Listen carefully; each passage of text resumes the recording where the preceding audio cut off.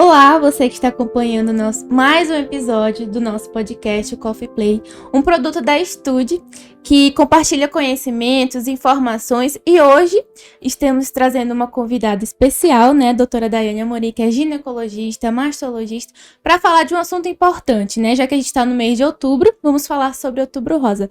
Doutora, muito obrigada por ter aceitado o nosso convite, né, hoje está aqui, e eu gostaria, vamos falar um pouco mais sobre esse assunto que é tão importante, não só para as mulheres, né, mas para o público em geral, né.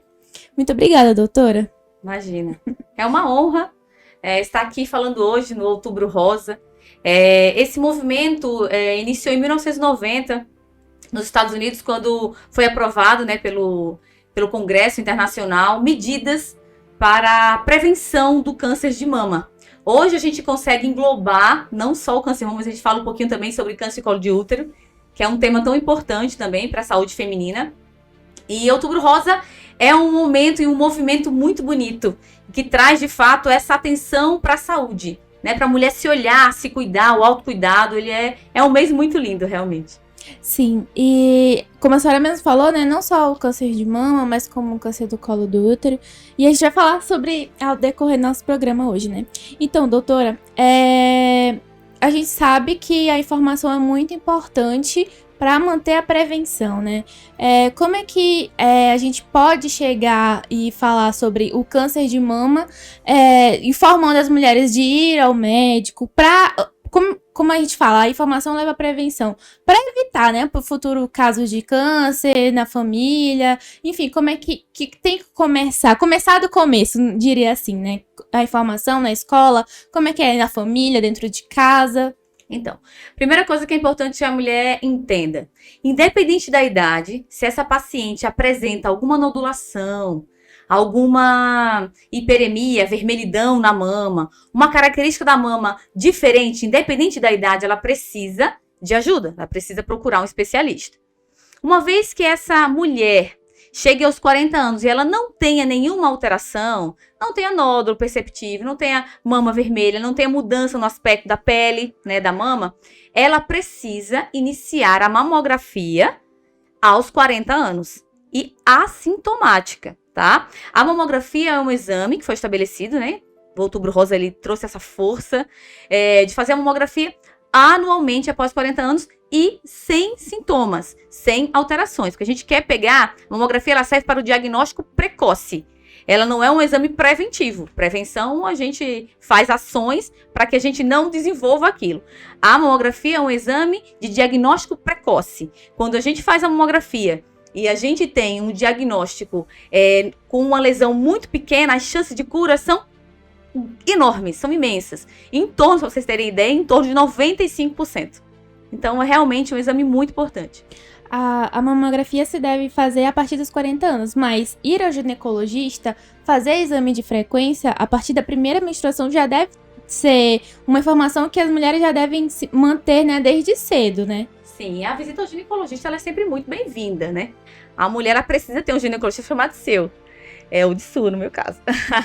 Então, é importante que ela comece a visita ao ginecologista a partir da primeira menstruação, né? E eu sempre falo, menstruou, vai ao ginecologista? Não, aguarda um pouquinho, 6 meses depois da primeira menstruação, aí sim é o momento de você conversar com seu ginecologista, até para ele poder entender como é que funciona seu ciclo menstrual. Cada mulher é única, então tem mulheres que sangram muito, tem mulheres que sangram pouco, tem mulheres que, início da menstruação, começam a menstruar, menstruam 1 mês sim, 2 não, isso é muito comum. Então, esse período de 6 meses após a primeira menstruação para ir ao ginecologista é muito importante para a gente ter uma ideia de como é você, né, na sua vida reprodutiva. Sim, é importante mesmo essa informação, justamente pra gente se manter prevenida, né? A gente já conversou da outra vez que eu menstruei aos 9 e só fui ao ginecologista aos 18, né? E aí, tipo, a informação pra mim era crucial, mas eu não tive. Sim. E aí é por isso que é importante hoje tá pesquisando, tá conversando com os filhos, com os familiares, né? Tipo, a mãe, tia, alguém próximo, pra manter, né? Essa, ser regulável isso, sim, né? Eu vou aproveitar o teu gancho e vou falar da importância da vacina, né? A gente tem, hoje, graças a Deus, a gente tem uma vacina do HPV, com prevenção de câncer de colo de útero. E se você tem ou conhece alguma adolescente, criança, dos 9 aos 14 anos, leve para vacinar. A vacina é feita de maneira gratuita, tá? A vacina pode ser feita até 45 anos, não é só para essa faixa etária. Mas de maneira gratuita a gente tem dentro desse intervalo de 9 a 14 anos. Se você conhece alguém, não deixe de vacinar, é muito importante.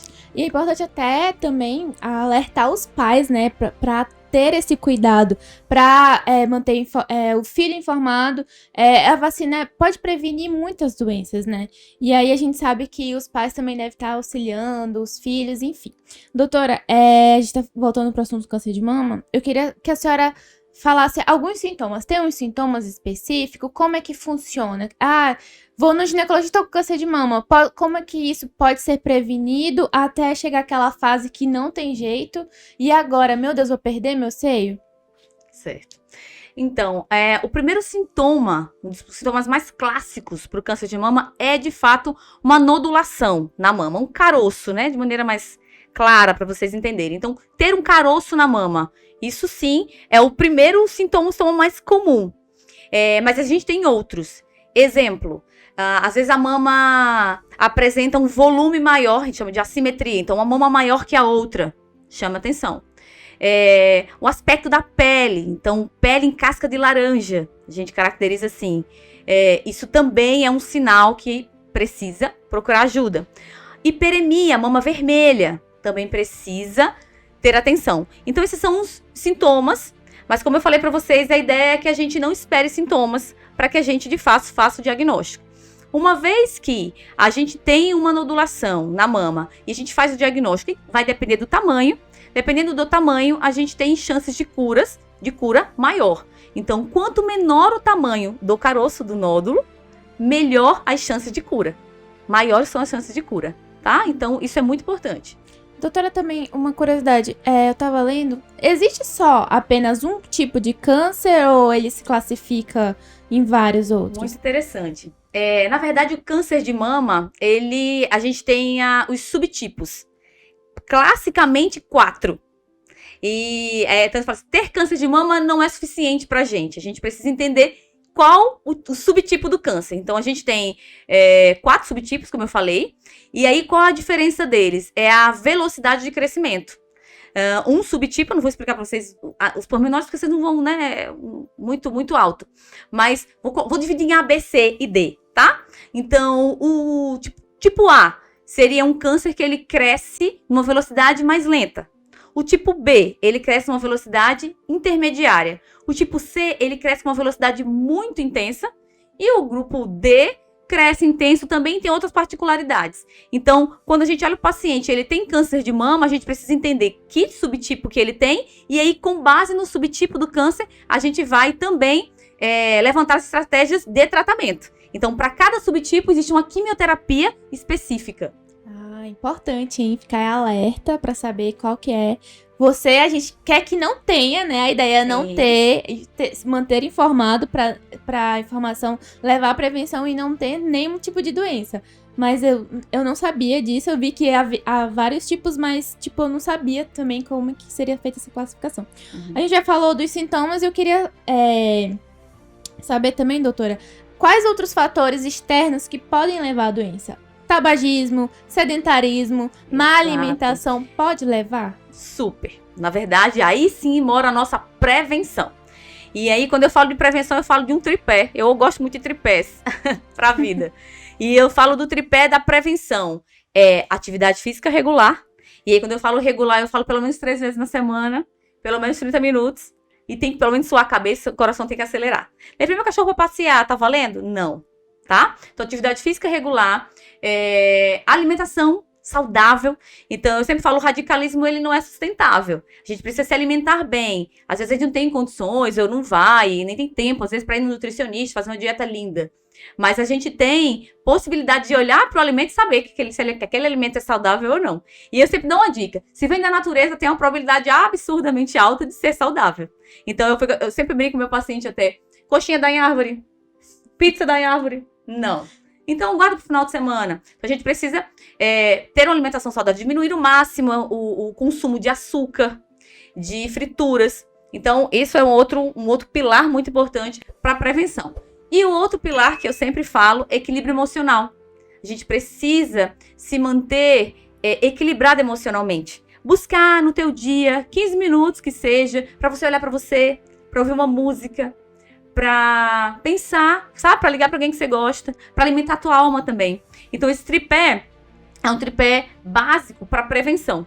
E aí, evitar, obviamente, aquilo que a gente já sabe que faz mal, né? O excesso de álcool, o sedentarismo, quando a gente falou, né? O sedentarismo, obesidade, consumo de bebida alcoólica, o tabagismo, né? O fumo. Então, tudo isso são fatores de risco. Se a gente puder eliminar, aí sim a gente está fazendo prevenção para o câncer. Outra coisa importante também, doutora, eu tenho curiosidade de saber se, tipo, minha mãe teve câncer de mama, eu posso ter probabilidade maior de ter? Como é que funciona isso? Então, o fator genético de cunho hereditário, ele é bem importante, né? Mas ele é raro. Eu pego alguns pacientes que falam assim, doutora, eu não tenho risco de ter câncer de mama porque a minha mãe, ninguém teve na minha família. O câncer de mama do cunho hereditário, ele é em torno de 5 a 10%. Uhum. Então, quando alguém fala assim, a minha mãe teve câncer de mama, eu sempre pergunto, com que idade? Se ela teve câncer de mama acima de 40 anos, 50 anos, infelizmente é comum a mulher. Só pra você ter ideia, 1 a cada 8 mulheres vão ter câncer de mama. Infelizmente, esse é o nosso dado. Então, se você, a sua mãe ou irmã, enfim, teve câncer de mama acima de 50 anos, infelizmente, é comum. Isso não acende o fator hereditário, genético hereditário, né? Então, isso é um dado bem importante. Como eu te falei, muita gente fica confortável porque a família não teve câncer de mama. E em torno de 80% das mulheres que têm câncer de mama tiveram ou nenhum ou pouco fator de risco. Isso é muito importante saber também. Então, por isso que a importância de fazer o diagnóstico precoce, né? Fazer a mamografia antes de ter sintomas. E ainda, continuando falando em diagnóstico precoce, a gente pode, desde cedo também, fazer o autoexame, né? Em casa. Como é que pode, a partir de quantos anos, como é que pode ser feito esse exame, doutora? Então, hoje o autoexame, ele não é mais incentivado para você fazer de maneira rotineira. Por quê? Porque as mulheres ficavam muito assustadas. A nossa mama tem tecido glandular. E o tecido glandular, a palpação, gera um certo desconforto, né? É como se tivesse nódulos na mama. Então as mulheres ficam muito assustadas. O que é mais importante? Qual a dica que eu dou? Vá ao ginecologista. O ginecologista, ele tem a função de examinar a sua mama. Examinou a mama. Falou que você tá com a mama normal, que não sentiu nenhuma nodulação. Quando chegar em casa, você deve palpar a sua mama. E aí, a nodulação que você encontra, fala assim, o meu ginecologista avaliou e falou que isso é normal. Ou seja, você começa a se conhecer. Se a tua mama muda daquele padrão que você já conhecia, né? Ou seja, eu já sei, então aquilo já começa a ser um alerta. Opa, eu já conhecia a minha mama e agora tá diferente. Então, o autoconhecimento é mais importante que o autoexame. Uhum. E ainda falando de autoconhecimento, doutora, como é que se dá esse tratamento do câncer de mama? A gente sabe que tem a quimioterapia, mas tem algumas coisas também que a gente pode tratar, assim, com acompanhamento do médico. Como é que faz o tratamento do câncer? Então, o tratamento do câncer ele é bem variado. Vai depender dos subtipos, que eu já falei, né, pra vocês, aqueles 4 subtipos. Uma outra coisa que vai depender bastante é o tamanho do tumor. Um tumor pequeno, a gente pode começar o tratamento fazendo a cirurgia. Quando o tumor é muito grande, a gente precisa começar o tratamento fazendo quimioterapia. Então, como eu falei para vocês, aqueles 4 subtipos também vai ter diferentes tipos de quimioterapia para cada subtipo. Então, o tratamento vai depender muito de que estágio você chega pro especialista. E tem até aquela fase também que muitas mulheres acabam ficando assustadas. Meu Deus, vou perder meu cabelo, vou perder minha sobrancelha. Mas é isso que a senhora tá explicando, né? No caso, depende desses subtipos, né? Infelizmente, quando a paciente ela chega ao diagnóstico de câncer de mama, é um impacto muito grande para ela, né? Então, ela fica realmente desesperada. A quimioterapia, infelizmente, realmente, a maioria das quimios cai sim o cabelo. Então, é uma fase que ela vai precisar de ajuda, né? Principalmente assim, o parceiro, né, que tá com ela, precisa acolher, precisa abraçar essa mulher, os amigos, familiares. Então é uma fase muito difícil que ela se encontra, ela se olha e se vê sozinha, né? Mas o tratamento, quer dizer que o tratamento do câncer de mama, ele tem cura, e é por isso que é tão importante a gente fazer o diagnóstico numa fase precoce, quando a gente tem um nódulo bem pequeno e ainda impalpável. É até importante também o acompanhamento de um psicólogo, né? Pra não levar, o câncer de mama não levar a outros fatores, como, por exemplo, uma depressão. É fundamental esse apoio, fundamental, basal, tá? Toda mulher que tem câncer de mama precisa, sim, ser acompanhada com um psicólogo. Então, doutora, continuando com câncer de mama, mas a gente vai mudar agora pro público masculino. A gente sabe que 1% ainda também dos homens são acometidos do câncer de mama, né? A senhora pode explicar um pouquinho? E também como é que é? A gente sabe que é outubro rosa é das mulheres, mas os homens também devem se manter informados, né? 1% eles correm o risco. É mínimo, mas ele é eminente. E como é que é a prevenção deles também, a senhora sabe? Então, o câncer de mama masculino, como você mesma falou, é em torno de 1%, é muito raro. Não existe campanha para rastreamento de câncer de mama em homem. Por quê? Porque o homem ele não tem o volume mamário que a mulher tem. Então, qualquer nodulação já vai ser claramente perceptível. Então, o homem precisa avaliar, né? Se conhecer, obviamente, se perceber alguma nodulação, precisa sim procurar um especialista. Uhum. Aí, como a gente mesmo falou, o câncer, o outubro rosa não é só câncer de mama. Também está relacionado às outras doenças, né? Também como o câncer do colo do útero. Tem sintomas também, doutora? Só identificando, só indo fazendo preventivo? E também eu queria que a senhora falasse da importância, né, do Papa Nicolau, do preventivo para as mulheres. Sim. Como eu falei, o ideal é que a gente não espere sintomas. Quando a gente vem ter algum tipo de sintoma, pensando em câncer de colo de útero, a gente já chegou muito tarde. E quais são os sintomas tardios, né, do câncer de colo de útero? Sangramento, dor abdominal, odor fétido, né, secreção fétida vaginal. Então, a gente não quer isso. A gente quer justamente que a gente pegue algo muito inicial, que a gente tenha a chance de cura altíssima. E aí o preventivo veio para isso. Em torno de 80% das mortes por câncer de colo de útero diminuímos, né? Por causa de uma ação tão simples de fazer o preventivo. Então, a ação de fazer o preventivo reduziu morte por câncer de colo em 80%. Doutora, eu tenho uma curiosidade também, porque eu fui criada com a minha avó. E a minha avó, ela é uma pessoa muito fechada. Ela nunca fez preventivo. Entendeu? Porque existe ainda um tabu com relação a isso. Infelizmente. Infelizmente existe, por causa dessa falta de informação de pessoas muito tempo antes de não ter e não ir na frequência no médico, de só ter filhos e não fazer, meu Deus, eu preciso fazer um tratamento, preciso ir no médico regularmente. E aí a gente vê como é que isso afeta a gente também, tipo, poxa, minha avó tinha um tabu de não ir ao médico e hoje tá sofrendo as consequências pela falta de informação. Eu sei que não é culpa dela também, né? Mas é importante a gente estar batendo nessa tecla o tempo todo para manter as pessoas informadas. Sim, é fundamental, né? E aí os jovens às vezes ensinam, né? Então, ela não tinha essa prática, mas você já buscou ajuda cedo, né? Então, a sua mãe talvez já te orientou. Então, graças a Deus, as gerações evoluem, né? Que bom. E é por isso que é importante, né? É um tabu que ainda precisa ser quebrado, né? Ir ao médico regularmente. Ah, mas eu tenho vergonha. Tem gente que ainda fala, mas eu tenho muita vergonha de ir ao médico. Mas não é vergonha, é saúde, estar buscando, né? Tratamento, é necessidade. Enfim, doutora, a gente sabe que outubro rosa é essencial para os cuidados da saúde da mulher, mas a gente sabe que esse assunto não deve ser debatido só no outubro, né? Deve ser regularmente, indo ao médico. Quais as dicas a senhora poderia dar para as mulheres para evitar qualquer tipo de doença, assim, relacionada ao câncer de mama, ao câncer do colo do útero? Então, a ação mais importante é manter uma frequência de visita a um ginecologista. Isso é o principal passo, né? Escolhe uma data, pode não ser o outubro, né? Eu sempre falo assim, quer te presentear?